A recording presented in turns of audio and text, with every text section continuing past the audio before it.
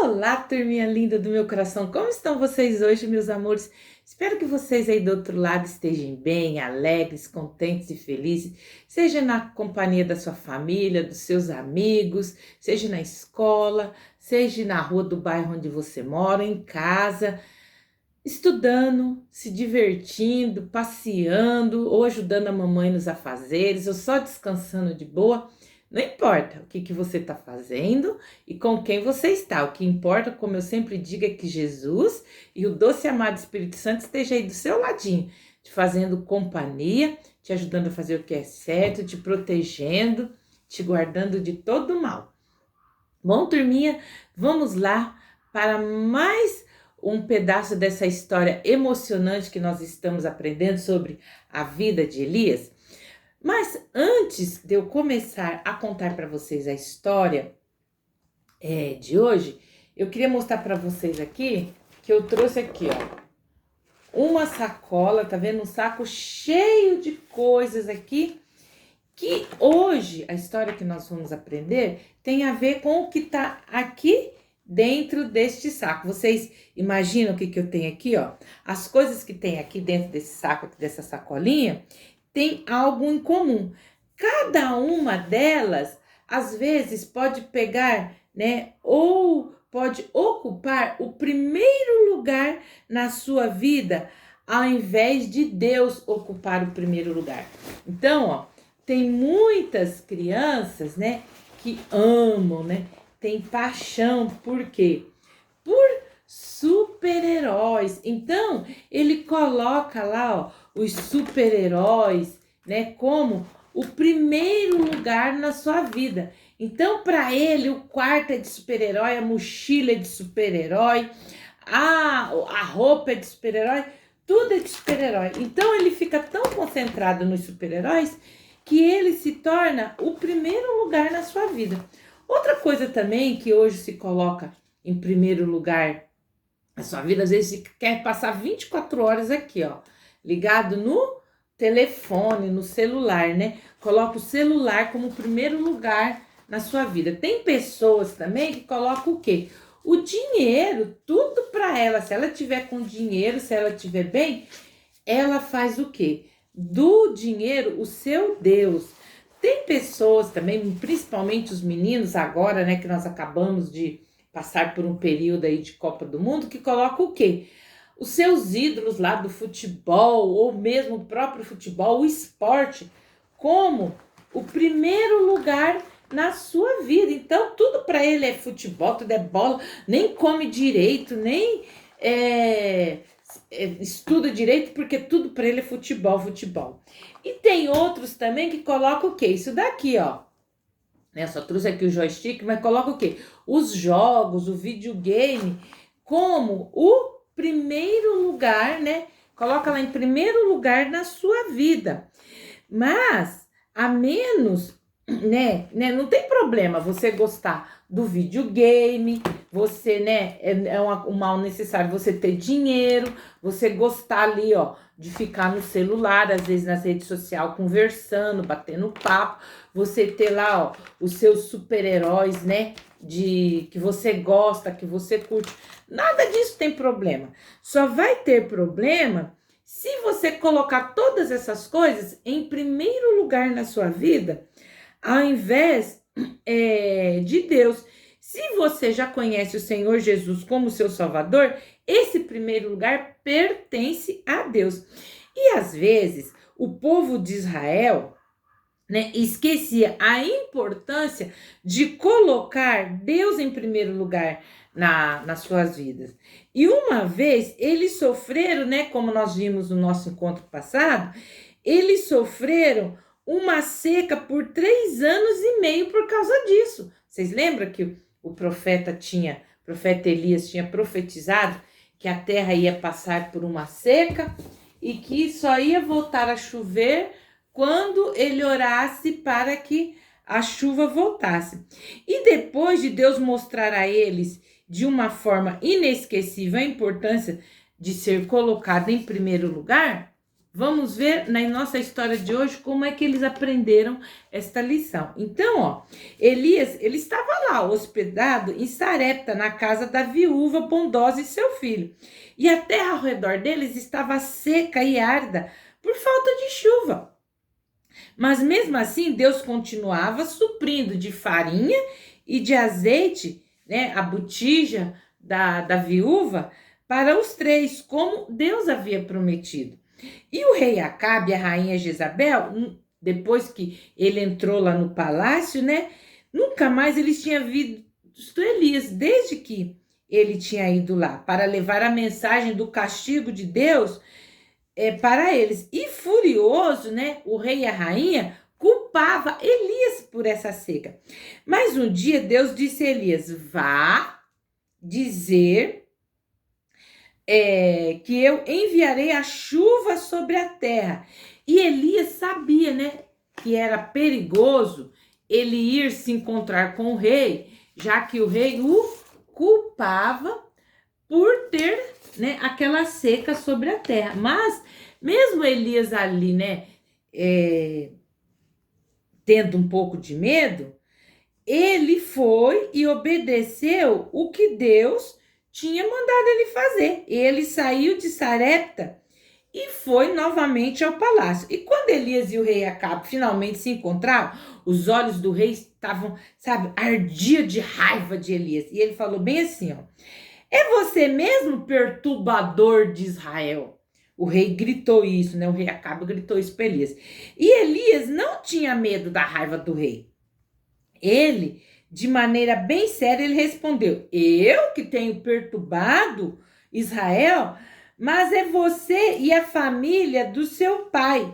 Vocês abandonaram os mandamentos do Senhor e seguiram aos Balaíns, ou seja, pequenos deuses, a Baal. Ele lembrou a Acabe de que ele era responsável por afastar o povo de Deus, levando-o a adorar aos ídolos trazidos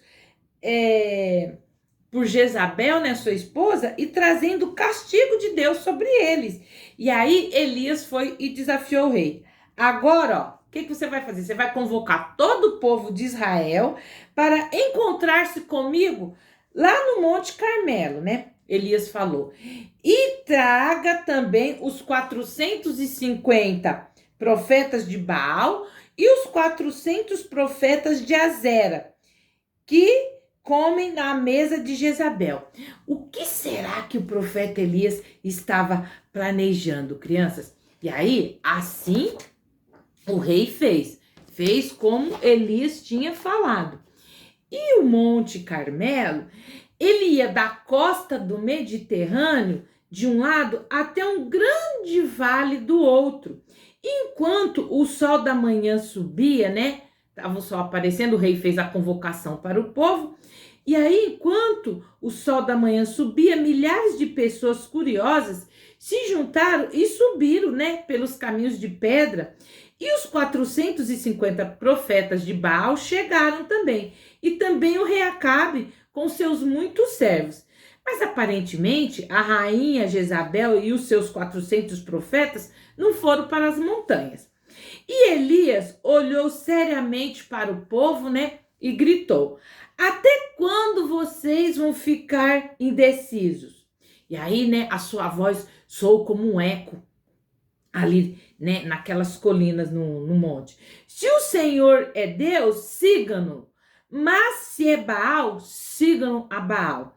E o povo de Israel estava adorando ao mesmo tempo ao Deus Todo-Poderoso, Criador de tudo, e também a Baal. Mas Deus tinha ensinado claramente que deviam adorar somente a eles. Então Elias estava pedindo que o povo colocasse Deus em primeiro lugar nas suas vidas, né?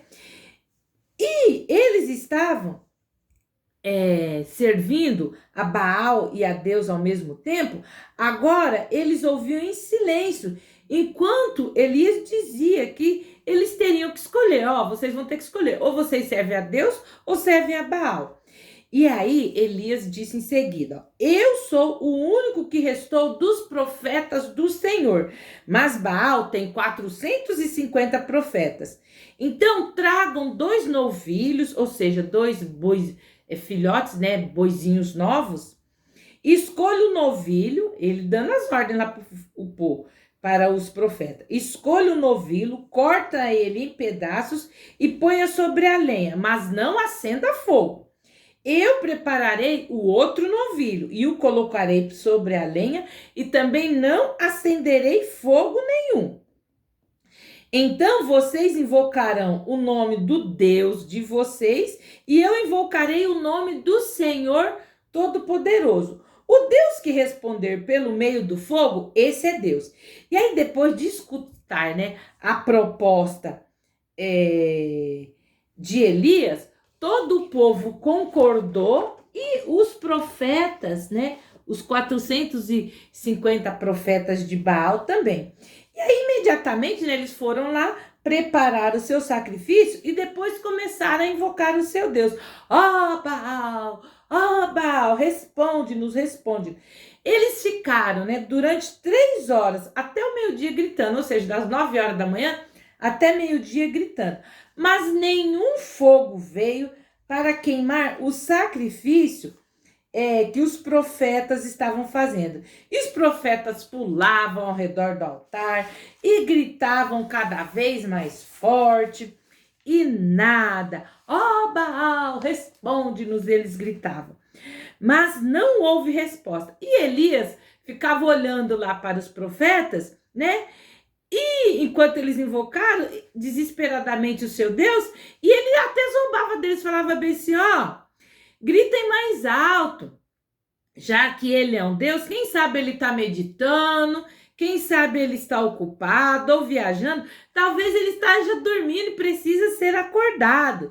E aí os profetas de Baal gritavam cada vez mais forte, aí começaram a se automutilar, se autoflagelar, para ver se o Deus deles respondia.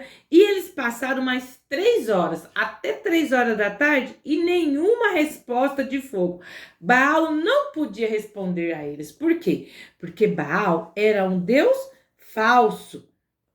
E embora eles gritassem alto e se cortassem, não houve nenhuma resposta com fogo. Aí, quando deu entardecer, deu 3 horas, aí Elias falou, agora é a minha vez. E Elias falou bem assim para o povo, aproximem-se de mim.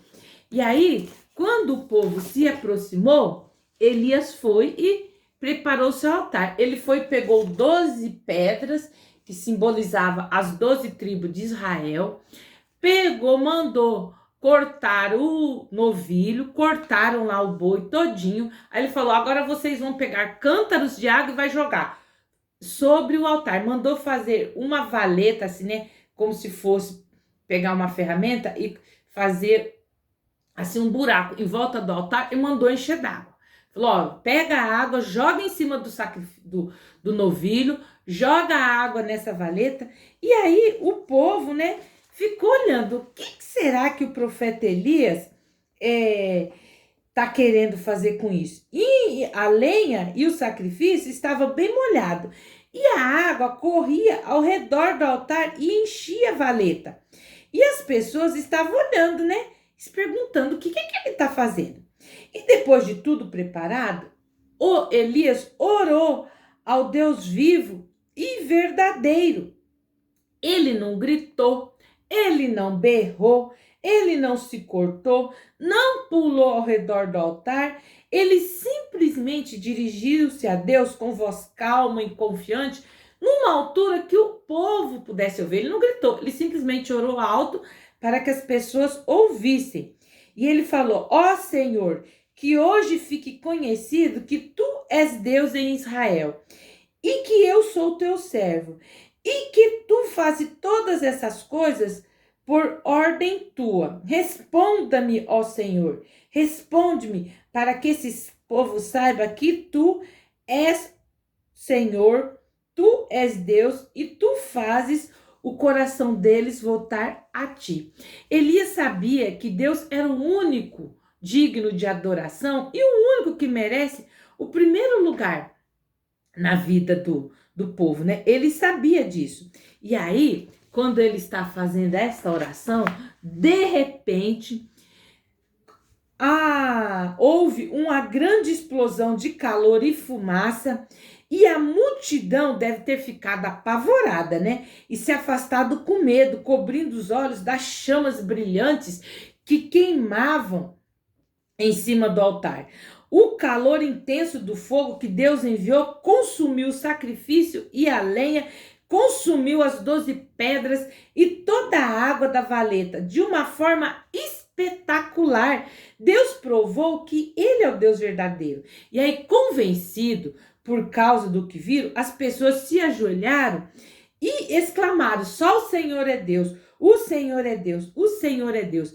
E os profetas, né, de Baal, que haviam guiado o povo para longe de Deus, eles foram enviados para a morte, segundo as leis de Deus para com o povo. Então Elias disse ao rei Acabe que a seca ia acabar. E Elias, né, depois disso, ele foi para o cume lá do Monte Carmelo, junto com o seu servo, e foi orar, né, para que Deus, né, enviasse a chuva que precisava. E enquanto Elias orava, seu criado olhava para o mar, procurando nuvem de chuva. E ele fez isso por 6 vezes.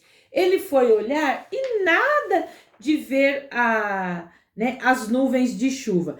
E na 7ª vez, ele se aproximou de Elias e disse: olha, tem uma pequena nuvem como do tamanho assim de um punho, da mão de um homem, né? Tá se formando sobre o mar. E aí Elias mandou o seu servo avisar o rei Acabe que se apressasse para chegar ao seu palácio antes que a chuva caísse. Então o céu sobre o Monte Carmelo se escureceu e as nuvens grossas de chuva, né, começaram a cair. E aí o rei Acabe correu com a sua carruagem debaixo daquela chuva violenta com pressa para chegar ao seu palácio em Jezreel. E Elias também foi para Jezreel. Só que Elias, ele não tinha uma carruagem. Elias simplesmente fechou a sua túnica e se colocou a correr. E Deus deu uma força especial para Elias e uma velocidade para correr que ele acabou ganhando dos cavalos que levavam a carruagem de Acabe. Ele chegou ao palácio de Jezreel, que era cerca de 28 quilômetros do Monte Carmelo, antes de Acabe. E que dia emocionante, crianças, foi aquele, né, para Elias e para o povo de Israel. Então, qual foi a grande lição que o povo de Israel aprendeu no Monte Carmelo naquele dia? Eles aprenderam a importância de colocar Deus em primeiro lugar nas suas vidas. Então, o nosso versículo de hoje está lá, Isaías 44:6, Deus falando: eu sou o primeiro e eu sou o último, e além de mim não há Deus. Então nós não podemos colocar nada, crianças, na frente de Deus nas nossas vidas. Nós precisamos a gente tem lá o nosso tempo para brincar, tem o nosso tempo para estudar, nosso tempo para descansar, mas nós temos que também tirar todos os dias tempo para quê? Para Deus, porque Deus é Ele quem nos deu a vida, é Ele quem nos dá tudo. Então, eu pergunto para vocês, agora vocês entenderam, quem pode me dizer o que é um falso Deus? Um falso Deus é aquilo que eu coloco, né, na minha vida, na frente, né, de Deus. Aquilo que eu coloco como mais importante do que Deus na minha vida. Então, qualquer outro Deus que não seja o único Deus vivo e verdadeiro é um falso Deus. Então, estátuas ou ídolos são falsos deuses, mas também existem falsos deuses que você pode não ver. Ou seja, qualquer coisa, qualquer pessoa que você amar mais ou confiar mais do que em Deus, é um Deus falso e pode mantê-lo fora do céu. Então para e pensa se você tem qualquer um desses falsos deuses na sua vida. Porque em 1 Timóteo 2,5, olha só o que está falando aqui. Em 1 Timóteo 2,5. Deixa a professora Esther ler esse versículo para vocês. Ó. Porque há um só Deus e um só mediador entre Deus e os homens. Jesus Cristo. Então, às vezes, ó, você pode colocar o quê? Perante ser um falso Deus na sua vida. O que você tem. Imagina que Deus abençoou sua família com muito dinheiro. E o que você pode vestir assim roupas bonitas, você pode comprar o brinquedo que você quiser, o jogo que você quiser, você pode gastar o quanto você quiser para se divertir. Ter dinheiro não é errado, mas não se esqueça de onde ele vem. Aqui na Bíblia, em Tiago 1,17, fala bem assim, ó. Toda boa dádiva e todo dom perfeito vem do alto, descendo de Deus, do Pai das luzes. Então, se você confiar no seu dinheiro, ó, você falar, eu tenho dinheiro, o meu dinheiro vai me levar para o céu. Você está confiando em um Deus falso. O dinheiro não pode levar você para o céu. Mas, às vezes, você pode... Seu problema não é esse, não é o que você tem, é o que você é. Talvez o seu problema, né, seja uma habilidade especial que Deus te deu. Você é popular, é um bom aluno, é muito bom em um esporte ou tocar um instrumento musical. Você pode achar que isso é a coisa mais importante da sua vida. Esquecer que também há coisas ruins que você faz. Ah, eu sou bom nisso, eu sou bom naquilo, mas você esquece que em Romanos 3,23 está falando que todos pecaram. Então, todos nós pensamos, falamos, ou sentimos e fazemos coisas erradas. E Deus chama essas coisas erradas o quê? De pecado. E é pecado fazer fofoca sobre alguém, enganar as pessoas, mentir ou querer ser melhor do que os outros. Você merece o castigo de Deus por causa do pecado, porque existe pecado dentro de você se você tem orgulho, acha que é melhor do que os outros. Então, o castigo de Deus para o pecado é você viver separado dele para sempre, em um lugar terrível chamado inferno. Se você está confiando em quem você é para chegar ao céu, você também está confiando num Deus falso. Mas, às vezes, você está falando, né? Ah, não, mas eu só faço coisas boas. Você já sabe que você faz coisas erradas e você acha que fazer coisas certas, né, ao invés de coisas erradas, vai ajudar você a ir para o céu. Mas você está enganado. Você pode abrir a porta para as pessoas, né? Você pode fazer tarefas para ajudar sua mamãe, dar dinheiro para ajudar os pobres. Essas coisas são boas? Sim, mas o seu pecado não vai ser perdoado pelas coisas boas que você faz.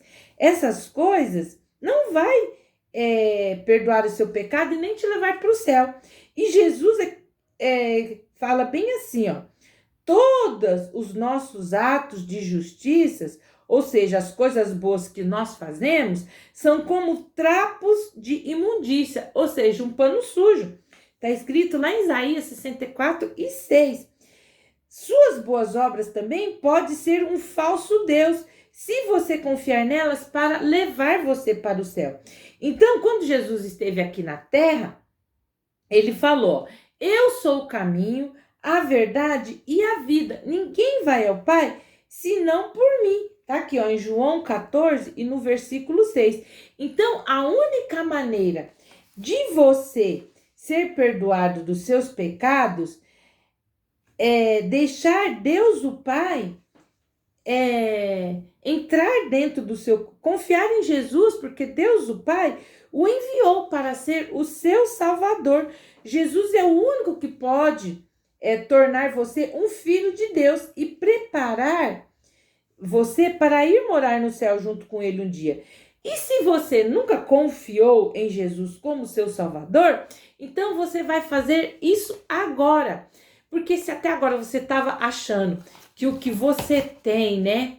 Ou o que você é, ou o que você faz é que podia levar você para o céu, você agora acaba de aprender que isso não pode levar para você para o céu. O único capaz de levar para você para o céu é só Jesus, através do sacrifício que ele fez na cruz por você. Então vamos fazer uma oração?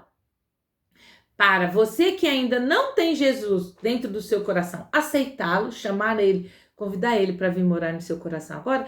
E você que já tem Jesus dentro do coração, pedir a Deus para que ele te ajude a não colocar falsos deuses, né, como prioridade na sua vida. Como eu falei, ó, você ter lá o seu joguinho, ter lá, ó, os seus super-heróis que você gosta de brincar, você ter dinheiro, ou você ter ali, né, o seu momento de lazer no seu celular. Nada disso, se você não colocar, né, ele como prioridade, mas colocar Deus, não é pecado. Você tem que priorizar o quê? Deus na sua vida. Então vamos orar? Querido Papai do céu, eu te agradeço pelo Senhor ter enviado seu Filho Jesus para ser o meu Salvador, o meu Senhor, e morrer ali naquela cruz para perdão dos meus pecados. Jesus, eu te peço que o Senhor venha morar no meu coração, venha ser o meu Senhor e meu Salvador. Eu confesso que sou pecador, que tenho feito, falado, pensado coisas que não são do seu agrado. Eu tenho priorizado outras coisas na minha vida que não é o Senhor. E por isso eu te peço perdão. E que eu quero, Senhor, um dia ir morar contigo no céu. Então venha morar dentro do meu coração. Senhor Jesus, eu já te tenho dentro do meu coração. Mas eu tenho, algumas vezes, colocado coisas como prioridades na minha vida. Senhor, não me deixa esquecer de todos os dias falar contigo, ler a tua palavra. Me ajude a fazer aquilo que é certo, papai. Eu te agradeço por tudo que o Senhor tem me dado, não só para mim, mas para a minha família. A roupa, o calçado, o alimento, a casa que eu moro, a saúde, a vida. Por tudo eu lhe agradeço. E que a minha vida, Senhor, seja para viver para ti. Por isso te agradeço, no nome de Jesus. Amém.